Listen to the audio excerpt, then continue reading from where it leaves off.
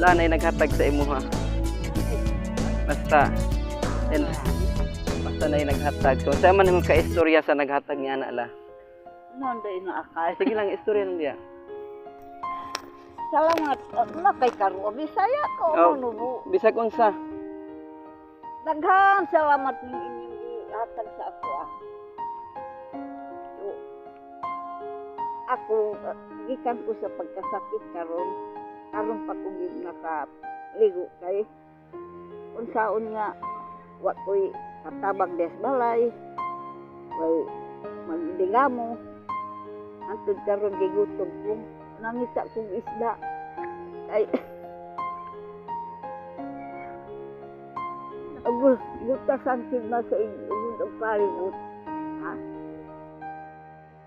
sa inyo ibaway mo suportari ito panalangin sa Facebook ni Junjun so ano pirmamin tik panalangin praise the Lord.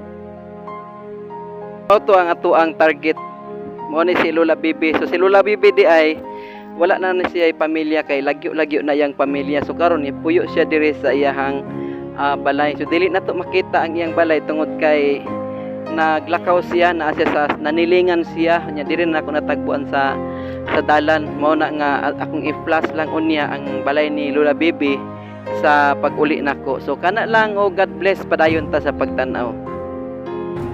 Ayan, so malapit na tayo sa sa bahay ni Lola Bibi, yung target pa kanina na binigyan natin ng grocery. So karon akong ipakita sa inyo ha. Mo ni iyang gipuy-an diri. Dili ni niya balay, kuha ni siya kaning tindahan ni siya diri pero tungod kay walay nagpuyo, so siya nagpuyo diri. So diri siya nagpuyo pila na ka years. Ayan, nakita ninyo sa kuang video karon. Mo ni iyang kuang ipuy-an diri siya. Kini di nga building sa palengke ni siya. Nya di man siya pwede nga modugay diri tungod kay iya man ni sa government pero tungod kay wala man nagamit so kuan kanini ang diri pagid siya makapuyo. So makita ninyo karon sa kuang video. Ayan si Lola.